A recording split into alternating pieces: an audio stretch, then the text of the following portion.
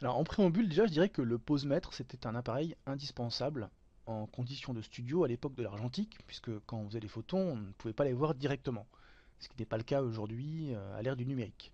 Donc on utilisait un posemètre pour pouvoir déterminer les paramètres d'exposition à reporter sur l'appareil de photo. Aujourd'hui en numérique, vous faites une photo, vous pouvez la voir directement au dos de l'appareil, donc on n'est pas complètement obligé d'avoir ce genre d'appareil électronique, surtout quand on est un amateur en photographie. Donc dans cette vidéo, je vais vous expliquer à quoi sert un posemètre et comment je m'en suis servi pour ce tuto. Donc le posemètre, c'est un appareil qui permet de mesurer la lumière reçue afin de déterminer les bons paramètres d'exposition. Alors je vous rappelle, pour mémoire, que l'exposition, c'est un trio qu'on appelle le triangle de lumière, qui est composé de l'ouverture, de la vitesse d'obturation et de la sensibilité ISO. Donc, le posemètre peut fonctionner suivant deux principes différents. Soit il mesure la lumière incidente, c'est-à-dire qu'il se comporte comme un flashmètre. Donc vous positionnez le posemètre devant le sujet, vous déclenchez les flashs, et cette demi-sphère blanche va réceptionner la lumière et indiquer des valeurs d'exposition à reporter sur l'appareil de photo. Soit il se comporte comme un spotmètre, donc il mesure la lumière réfléchie par le sujet. Par exemple, vous êtes dehors, il y a le soleil illumine mon sujet, et le sujet renvoie de la lumière, et vous, avec le spotmètre, vous mesurez la lumière réfléchie par le sujet. Et c'est exactement ce que fait votre appareil de photo lorsque vous déclenchez l'obturateur. Alors, en conditions de studio, l'appareil de photo ne communique pas avec les flashs. Donc, il ne connaît pas l'intensité de lumière qui va lui parvenir au moment où il va faire le déclenchement. Et donc c'est grâce au posemètre qu'on va mesurer cette lumière et que l'on va ensuite reporter ces informations, les informations d'exposition que va calculer le posemètre, que l'on va les reporter sur l'appareil de photo. Donc prenons un exemple, je connais mes paramètres d'exposition, je veux que dans mon studio, je fasse une photo avec une vitesse de 1/125e, ISO 100, ISO 100 pour avoir la meilleure qualité possible. Plus je monte dans les ISO, plus j'ai du bruit numérique, donc plus j'ai des petits points qui vont apparaître sur ma photo, ce n'est pas ce que je souhaite. Et je sais que je veux faire cette photo avec une ouverture à 11. Donc ces paramètres, je sais que si je fais une photo sans flash, je dois normalement avoir une photo complètement noire. Faites un essai, si votre photo n'est pas noire avec ces paramètres, c'est que vous avez trop de lumière dans la pièce dans laquelle vous êtes et vous devez baisser la lumière. Puisque ce qu'on veut, c'est que la photo que l'on va faire, seuls les flashs apportent la lumière. Donc on casse la lumière ambiante avec ces paramètres. Donc le posemètre que nous avons ici, c'est un Sekonic L308S. C'est un posemètre d'entrée de gamme qui fonctionne très bien, qui est pas trop cher, on va dire. Alors, comment il fonctionne? Ici, vous reportez la vitesse que vous allez mettre sur votre appareil de photo. Ici, vous indiquez également les ISO, tout comme sur votre appareil de photo. En revanche, la valeur d'ouverture, bon là il y a marqué 16 parce que c'est un ancien test que j'ai fait, mais on ne la connaît pas avec la lumière que va délivrer les flashs.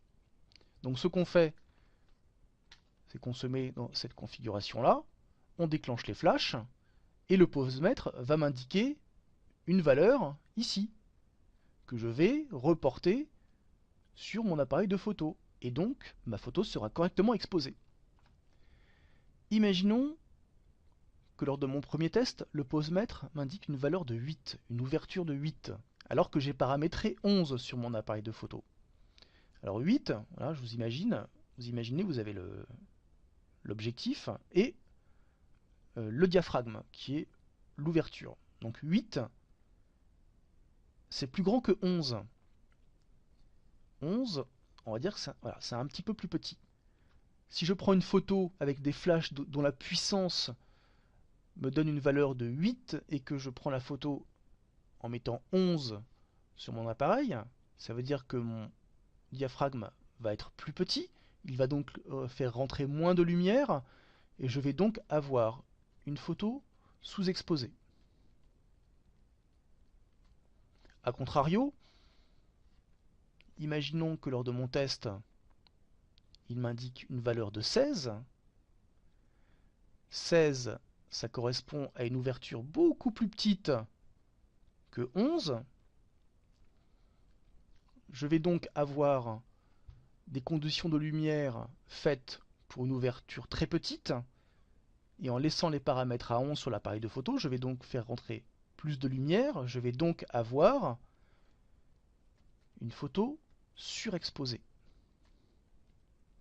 Donc dans ce cas, alors dans le premier cas où le posemètre m'indiquait une valeur de 8, et donc j'ai une photo sous-exposée, je vais donc devoir augmenter la puissance de mon flash, et dans le cas où il me donnait une valeur de 16, et donc une photo surexposée, je vais devoir baisser la lumière de mon flash. Voyons maintenant en pratique ce que cela donne. Tout d'abord, je vous montre le plan d'éclairage. On a un sujet qui est l'objectif et un flash à droite qui éclaire par le dessus. Dans cet exemple, vous voyez sur mon boîtier, j'ai mis les valeurs de vitesse 1/125e de seconde, ouverture f11 et ISO 100. Ce sont les paramètres de prise de vue que je veux utiliser. Donc j'ai reporté sur le posemètre la vitesse de 1/125e, les ISO à 100, mais avant d'utiliser le posemètre, je vais déjà prendre une photo avec ces paramètres d'exposition et l'éclairage dont je ne connais pas réellement la puissance pour voir ce que cela donne. J'obtiens une photo sombre. Ça veut dire que la puissance actuelle du flash n'est pas suffisante par rapport à la valeur d'ouverture que j'ai paramétrée sur mon boîtier. Je vais donc mesurer la lumière du flash avec mon posemètre pour qu'il m'indique quelle valeur d'ouverture je devrais mettre sur l'appareil pour avoir une exposition correcte. Je mets le posemètre devant le sujet, la demi-sphère face au flash, et je déclenche. Le posemètre m'indique ouverture à 4. Donc, si je baisse l'ouverture à 4 sur l'appareil, j'aurai une photo bien exposée. Faisons l'essai. Vous voyez, effectivement, mon sujet est bien exposé. Mais je ne veux pas photographier à f4, je veux photographier à f11. Et ce pour deux raisons. D'abord parce que à f4, la lumière ambiante va certainement atteindre le capteur et perturber ma prise de vue. Et la deuxième raison, c'est que la profondeur de champ va être trop faible. Je vais donc remettre la valeur de 11 en ouverture sur mon boîtier et augmenter progressivement la puissance du flash, jusqu'à obtenir la valeur de 11 en ouverture sur mon posemètre. Actuellement, le flash est à 1/16e de sa puissance. Je vais donc le passer à 1/8e de sa puissance, ce qui revient à la doubler. Je devrais donc avoir sur mon posemètre une valeur d'ouverture de 5.6.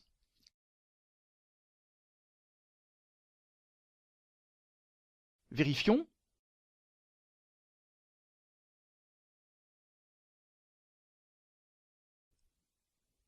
Et effectivement, le posemètre m'indique bien une ouverture à 5.6.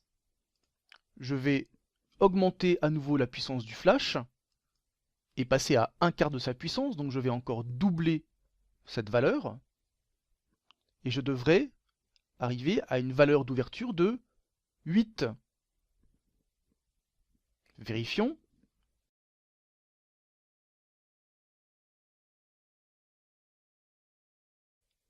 Effectivement, le posemètre m'indique bien une valeur de 8 en ouverture.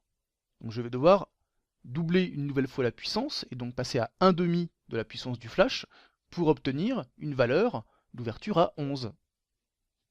Vérifions. Voilà, donc le posemètre m'indique bien une valeur de 11. 11.9 pour être précis d'ailleurs. Et donc si je fais la photo maintenant, eh bien ma photo sera correctement exposée. Vérifions. Et vous voyez, à 1/16e de la puissance à ouverture 4 et à 1/2 de la puissance à ouverture 11, j'ai quasiment la même exposition. Mais à f11, je ne fais pas rentrer de lumière ambiante dans mon capteur, j'ai une meilleure profondeur de champ qu'à f4.